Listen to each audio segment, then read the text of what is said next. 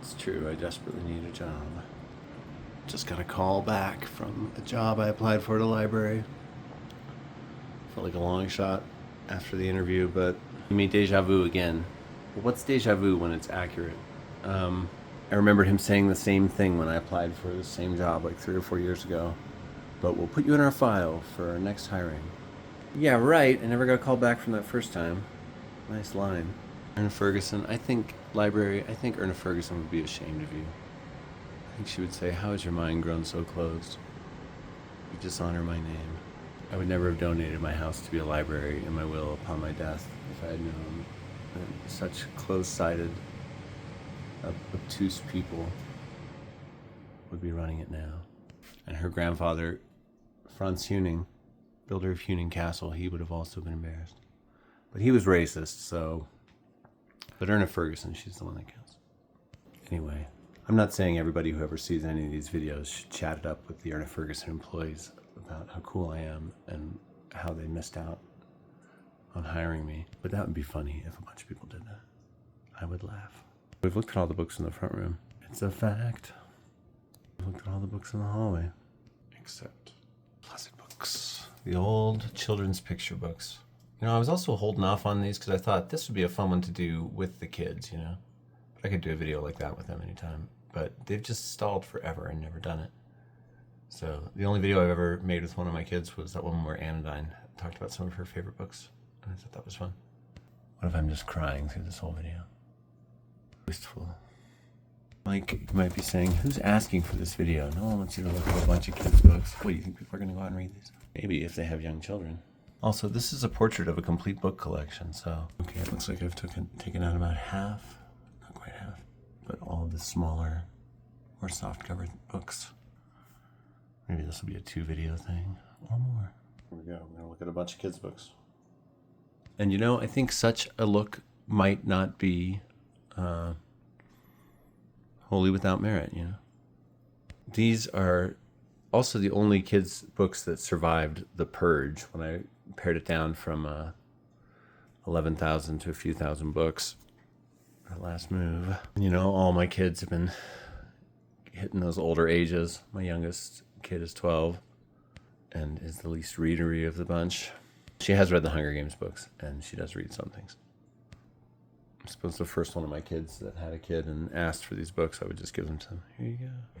I don't really need them. You know, I'm never gonna like just get them out. I mean, there's one or, well, we get to Roxaboxen. That's one where I'm like, that's one I might actually glance at once in a while because it's just so awesome and interesting. So I'd be more likely to read The Legacy of Roxaboxen about the writing of that book. Here's a little book that's lasted from an 80s childhood. This belonged to my first wife when she was a little kid. But kids just love books with just pictures of animals.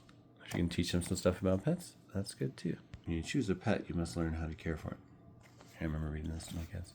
I remember reading this exact book when I was a little kid. I bet my name is written on here somewhere. My mom loved duct tape. But I remember loving this book as a kid. Thinking it was okay as a parent. I think as a parent I found this on Google Earth. This I had as a little kid too. I remember this one kind of came with this crazy big house that we lived in Austria when my parents were doing missionary stuff. They were in charge of all the Mormon missionaries in Austria. That was 3 weird years of my life. This is like a beautiful, amazing, unknown book that is just about being cool to people. It kind of uses the 50s conventions, Dick and Jane type art. Mr. Gimme and Mr. Give. But it is like, I loved it as a kid, and I was like, that's good. And, you know, it's like, be kind, make your house a happy home. Make a happy street, a happy world. That's amazing. I want to frame every page of this. Anyone know this book? Happy Families, the story of Mr. Gimme and Mr. Give. This one is really interesting. I've never been able to get rid of it, even though none of my kids have really liked it. It's a super antique book, maybe the oldest kid's book about a car. Wow. Oh, and Lois Lenski wrote it, the great ethnographer and writer and preserver of culture. Lois Lenski has written so many good books for younger readers about the various people of America. What an interesting thing to have. 1934. Okay, here's a replica of an antique, but this book's amazing. Hopefully these cats weren't all like taxidermied back in the day. No, I read they weren't. But they, yeah, it's great. It's a little story. Every one of my kids has loved this book. They don't care. It's black and white. It's so old. It's actually kind of hard to find dates on it online, I remember. But I think it goes back to the early 1900s. Fuzz, Buzz, Suzz, and Agamemnon. You'll never forget them once you know them. My favorite's Agamemnon. But I also love Old Mrs. Hen and the Cackle Sisters. This book's amazing. I love it. 'Twas ever thus, humans have always been loving their cat names. Okay, I have this one for 2 reasons. Well, the kids actually liked it. But it's by Ed Emberley, who wrote Go Away Big Green Monster. And a perennial hit. My daughter Willow's still mad I gave that away to a preschool class, or a kindergarten class I subbed at. This is by the Emberleys. Interesting visual style. Kind of stained glass almost. I like it. But my middle name is Farrell, and my dad's name is Farrell. And my siblings have that name. And there's a line in here about Corporal Farrell brought the barrel. Farrell, that name tracing back to a 7th century Irish king, Feargal. My family was pretty big into Feargal, that's why. JK. Another weird book from my childhood. Who's Got the Apple? But I loved this one. By Jan Leaf. One of those books where you could really just study the illustrations and see things going on, and it had a chain of command. I love this one. It's a dynamic dance of a story. This man and this apple crossing paths, and the apple getting switched around. And it's interesting. I don't know that any of my kids loved it in the same way that I did. But boy, that's a retro. That throws me back to my childhood in a weird way. Please read me. Okay, this is one of the greatest children's books ever. I love this book. And it's out of print, and it's uncelebrated and unsung. But this Favorite Tales of Monsters and Trolls, look at that. This is my book. My name is Mikey Smith. This book put me on the Guillermo del Toro path and weirded up my life. But it has 3 stories, 3 billy goats grow up. Look at this great art. And it's like Hieronymus Bosch levels of detail and grotesquerie with all the little creatures and people and beings on every page. It's amazing. Love this book. It's actually really expensive if you find a used copy online. Like I scribbled in it when I was a kid. I think I did that. Isn't that weird? But I stand by it. What I wrote there, that I still mean it. And I love it. I absolutely love this book. And my kids all loved it.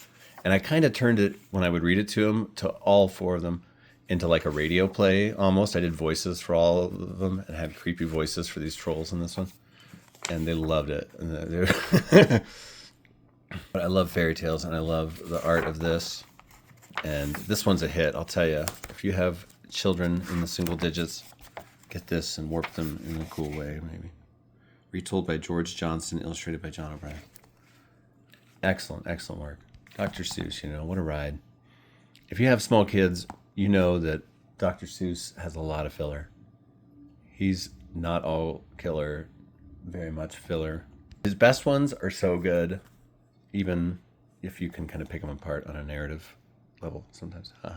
This one's great, nothing to criticize. This one's great, emphasis on the tongue twisters. This is an okay sequel. Cat in the Hat's all about the Deus Ex Machina and fill in space. You gotta just accept it. This is probably another classic one too. Oh, it's like stuck to the duct tape on that one. This helped Anodyne learn how to read, my daughter. Helped me learn how to read, I think, a long time ago. Crazy. There's the original Cat in the Hat. I had this thing memorized at one point because Anodyne and Hagen had an audio book of it that they played nonstop. The sun did not shine. It was too wet to play. So we sat in that house all that cold, cold, wet day. I sat there with Sally. We sat there, we two, and I said how I wish we had something to do. It's too wet to go out and too cold to play ball. So we sat in the house and did nothing at all. So all we could do was to sit, sit, sit, sit. And we did not like it, not one little bit.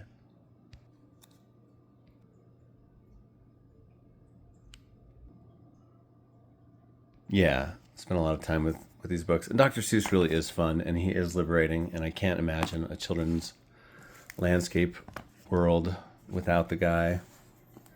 I mean, daughter Willow really liked a Netflix show based on this, and it did seem somewhat smartly written. This one's a little fillery, but it works. Sweeney's did a really funny list once, and it was like realistic hop on pop books. There's a bus pass in my pocket. That's one of them.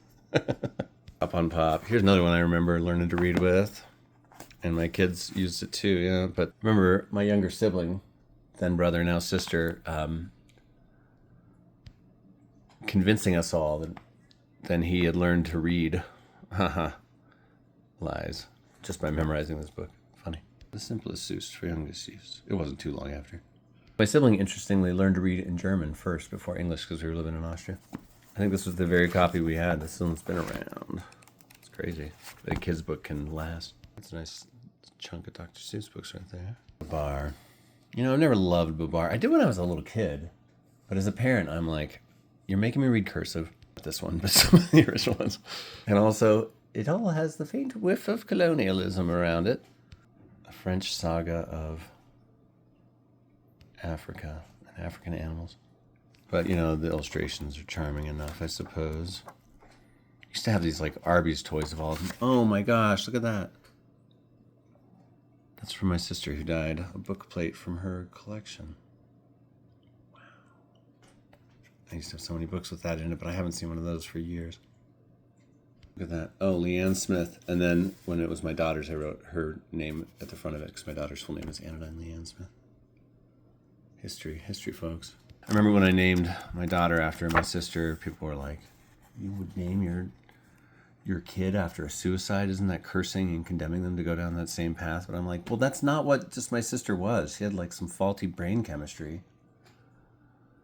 But she was awesome, you know? So that's probably why I held on to this Babar, despite being kind of cool on the series overall. Another Dr. Seuss. This is a tongue twistery one. That to the Seuss pile. Frog and Toad are friends. These books are amazing. They've really taken a huge hold in popular culture. I loved reading them as a kid. I loved reading them to my kids. I loved watching the claymation old show with my kids. Frog and Toad are just these amazing, timeless characters. Arnold LaBelle was tuned into something deep with these characters. Owl at Home in the same world is just as good, though I think that's at my kid's house. Their mom uses it in a preschool. We had all these. Arnold LaBelle had a bunch of different kinds of kids' books. We'll see some of them in this collection, like Ming-Lo Moves the Mountain. And his wife did too, Anita LaBelle. And, but, you know, Frog and Toad are beautiful. They're great, like, it's a beautiful friendship, you know? And there's actually big discussions in them. There's one about willpower, very interesting. Another about courage and recklessness. And I always wish the drawings were bigger, you know, but whatever. Daughter Anodyne has a big tattoo of Frog and Toad.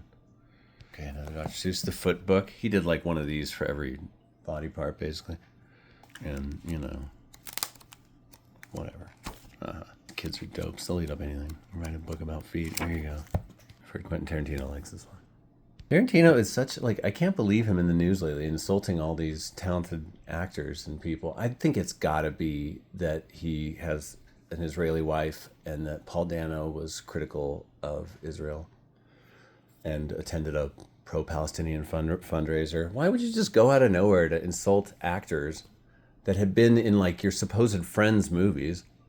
I think there are definitely celebrities that have not benefited from social media. You just watch them destroy all their goodwill. Here's another book from my actual childhood. I think it was this copy.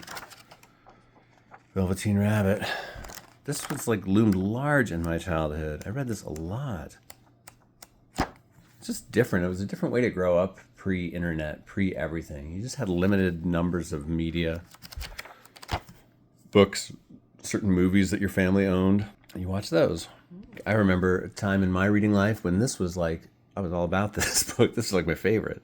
This and a movie to book adaptation of An American Tale. From Scholastic. But I don't think this one ever quite caught on with my kids in the same way. Francis, on the other hand, unbelievably, this is from Russell Hoban, with pictures by Lillian Hoban, who wrote Ridley Walker, one of my favorite sci-fi books ever. Ridley Walker, so good. Kind of a dystopian, post-dystopian thing. Frances' books are really charming, and she's always singing, and the illustrations are great. We've had some of these framed and around our lives at times. really good stuff. Russell Hoban's brilliant. Lillian Hoban's great too. And these books, I'm glad to have them in my life. If you have little kids, you gotta get the Francis books. You want your kids to like turn out sweet, you know? Give them some good role models of like pleasant, creative little beings. I'm convinced there's an allusion to Francis the Badger in Ridley Walker. Characters go by a badger hole in Ridley Walker, and it just feels like a little author tribute to himself. Characters he loved. Here's another Lobel. He had kind of a few that felt like similar formats to Frog and Toad a little bit, and Small Pig was one of them. I always thought it was mid. But my kids loved it. And it's long. It's like 60 pages long. I remember that. And I just get stuck in this. Yeah, 63 pages. Like, oh, God. Please go to bed so I can... Usually I didn't mind this stuff. But I remember getting caught on Small Pig a couple of times. Okay, this is a famous one. This duo did one other book together that I know of. Al Perkins and Eric Gurney. They did The Diggingest Dog. And that book and this book, both beloved by all my kids when they were little, especially my older kids. I didn't really read to Willow as much. She just didn't want me to. All the other kids were like, read us. It was kind of ruined by screens on that level. Anodyne, oh, that's so cute. She was little, she wrote that probably. Learning to be possessive. Aw. One thumb, drumming on a drum. This one's kind of hypnotic. Pretty sure this is my like CIA activation speech. Like that movie American Ultra. My name is Mike. Hello, Jack. Hello, Jake. Shake hands, shake hands, shake, shake, shake. Yes, Winter, Boxcar, Alpha. I hear you. Okay, here we go. I mean, this was on the chapter bookshelf for a while, but I thought it belonged to the picture books. It is picture books. It would be read in that same company. I had board books too before. Remember, I got rid of all those, gave those to a neighbor, the kid. But I loved Richard Scarry growing up, you know? Good, sweet stuff. So Scandinavian. You know, characters hiding from scene to scene. Some really wonderful ones. I loved a few of these growing up. Like, this is just the best. Golden books. Now, I don't have too many golden books in the children's library that I've kept, though at times we've had a ton. But these are the ones that the kids just kept loving. And books, I guess, have a nice kitschy aesthetic of its post-war time. But, you know, like, I was always kind of like rolling my eyes that my kids like these two so much. I'm like, of course the girl's a nurse and the boy's a doctor. And, you know, because I got daughters, I want them to be like, you can do anything. They always freaking loved these. And they would dress up like these characters and play these characters. Some golden books I find insufferable. What's that Pokey Puppy? I was like, oh, this is exactly the kind of crap parents shouldn't read their kids, because the kids won't ask for it if you don't tell them about it. This I love, though, because it's Margaret Wise Brown, and she is a trip. And this is one of her weird books. I mean, she did Little Fur Family, which I think is the best, most surreal kids book of all time. She did Goodnight Moon and The Runaway Bunny, which are great little gentle works. The Little Island, which is good, and The Color Kittens, which is far out. Makes no logic in the logical world way. It's like a dream.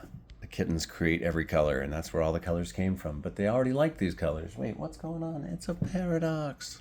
And the art in this one's all right. Little Fur Family's art from Garth Williams, though, is my fave. Here's another good Arnold Lobel one from that size of books he did where they were kind of episodic. Because not all of his books are like this. But I love this one, Grasshopper on the Road. Yeah, this fits neatly with the Frog and Toad books and with Owl at Home. And I feel like they all exist in the same world, those three. And they're similarly told. But this is a great story because he's always on the road. And as someone who's been a peripatetic wanderer myself in my life, I relate and I like it. And I like planting that seed in kids' heads. Like, you know, you might live on the road and have experiences and adventures. Like, there's a great chapter where, yeah, it's just the grasshopper keeps meeting different people. And they challenge his philosophy, but he just moves on. Love it. Taro Gomi. She's definitely more famous for other books, including an educational one that's pretty gross. But I also did a fun one about an alligator that was a dentist. We had a weird misprint from it. I don't know if we ever replaced that. Missing pages, and they were all out of order. But this one's kind of fun. My Friends. Distinctly like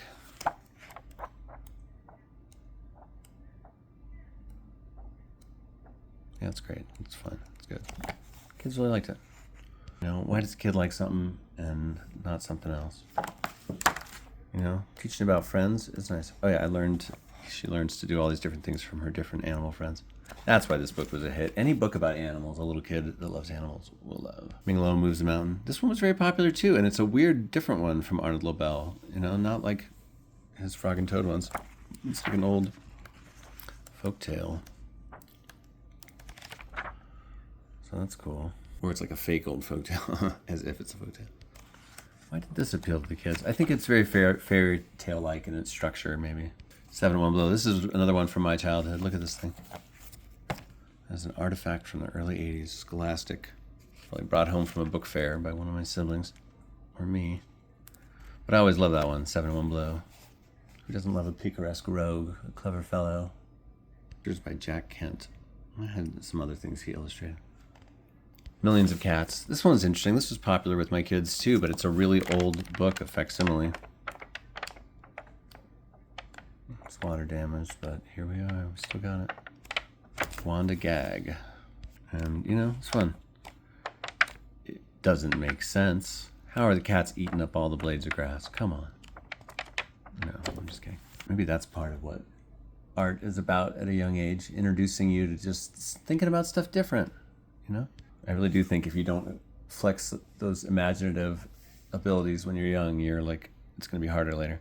Uncle Elephant. Here's another Arnold Lobel one in the similar to the Frog and Toad format, but this one's kind of interesting. It's about an uncle consoling his nephew who's grieving about his parents dying. And I think they're alive at the end. I remember it being good. Oh, this is a great book. I share this book's philosophy. No one should have 6 cats. It's about this family, and they're debating whether or not they're going to get a 6th cat, I guess. And then at the end they go, "That's right," Mom tells me, "no one should have 6 cats. Instead of having 6 cats, we should have 7. I love it. This one, huge hit with my kids when they were really young, and a fun one for parents to do voices and stuff. It's real simple. This animal is describing its box. It's not a box. You can get real mad and worked up when you're doing it.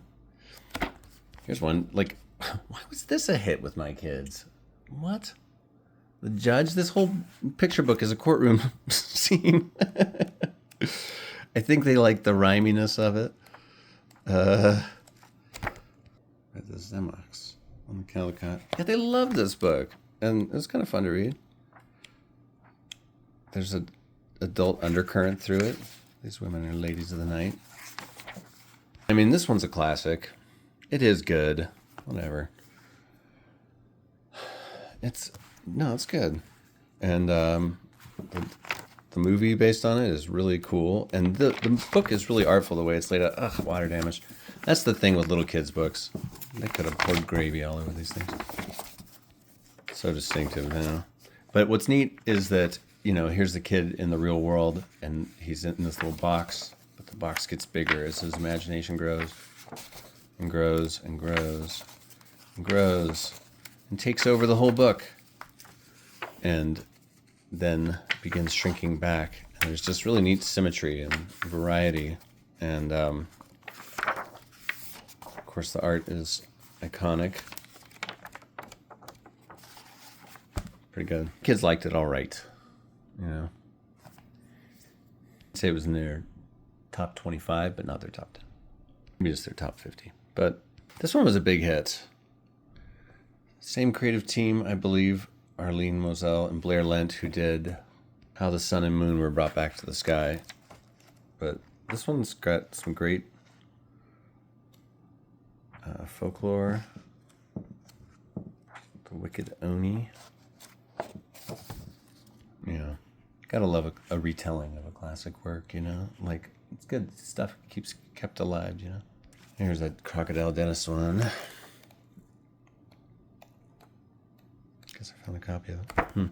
Oh, this is a favorite. Love this one. We had some great Russian folk tales that we were really into. Arthur Ransom, Uri Shulevitz. The Fool of the World and the Flying Ship. I love the King with Six Friends story formula. You know, like a character picks up a group of supernaturally talented individuals are just really amazing individuals, and then they all go do something amazing. 7 League Boots. And, oh, this is a classic. Even though it was a long read at bedtime, sometimes it was like, gotta love it. It was a neat series. I was given these as a little kid. My dad, who'd give me one of them every time he'd get back from a trip. My dad was always like a traveling salesman or doing traveling church business, but he always was like so thoughtful with his kids and like checking in with people. But these are a neat series, very British. Got a church mouse living in a vicarage, and there's like tons of details, and they're really funny.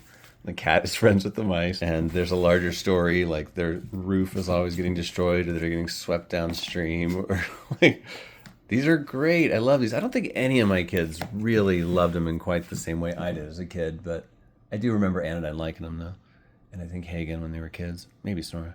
Well, that's a whole lot of picture books, about half of what's in the closet.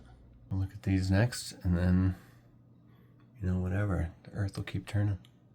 Find a job, and I'm working on my sci-fi novel. A little side project from the memoir for a minute. Soon I'll be able to say I'm halfway through the writing of it. Well, at the end of the show, you got to dissect the show, right? We learned nothing from 90s daytime talk shows. So what did we learn today? What questions does this raise? Frankly, I think the question is, should children's books be illegal? Should kids be allowed to read? I read to my kids, and a fat lot of good it did me. I'm still broke. True, my son just got a full scholarship to a prestigious university, Columbia. So I guess they'll add Kleos to my glory in the Greek afterlife. Well, I'm going to that one. This is a piece of Little Beaver Town, Albuquerque's attempt at an amusement park like Disneyland in the early 60s. This was part of a plaster teepee at the front. The stretch of justice. You know it. Well, thanks for watching these videos, everybody. You're insane. Why are you doing it? Stop.